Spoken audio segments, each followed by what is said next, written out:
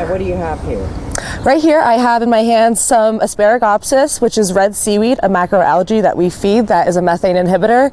And then I also have with me, I have some probiotics that we're currently testing to see if we can modify the rumen environment and circumvent methane production. So I'd say this is a methane inhibitor and this is a rumen modifier. So how do the cows like the feed?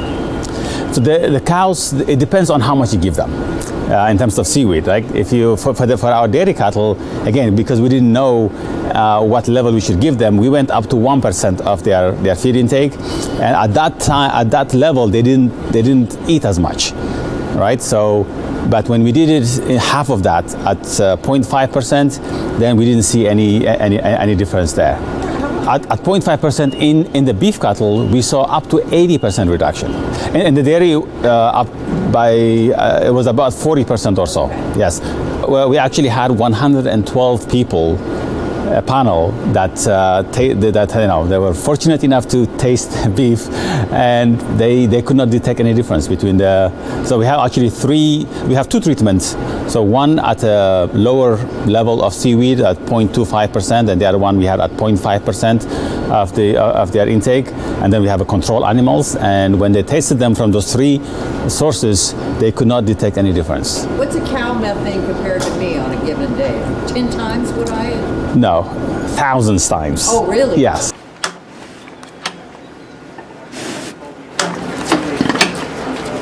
So humans and basically simple stomached animals like chickens and pigs and all that, we don't produce much methane. Just because we're seeing this reduction in methane does not mean we want to just throw it into a system and get started right away. We really want to make sure that it's benefiting the farmers, we want to make sure it's benefiting consumers, and that it's actually a sustainable process, and not that we're just throwing a feed additive that reduces methane, but also increases the carbon footprint somewhere down the line in terms of transportation, feasibility. So there's a lot of things that we have to consider. So it's really exciting when we see these results, but it also is kind of scary because we don't want to just start throwing it in. We really have to take our time and make sure that we're doing everything properly. But so far, seaweed is still promising after the years of research that we've been doing it. Every year we get closer to this optimal dosage. Companies are working on the growing conditions of seaweeds in laboratories to control the specific amount of bromoform so we can feed even less seaweed and have it be effective with the cows not even noticing it. I've been invested in methane for a very long time. Actually, before it became the hot topic, about 20 years ago, we were working on this, trying to understand it, trying to model it, and we developed a lot of mathematical models to try to estimate how much methane is coming out. And then slowly we just looking into mitigation and what can we do to reduce emissions. I mean, climate change affects everybody.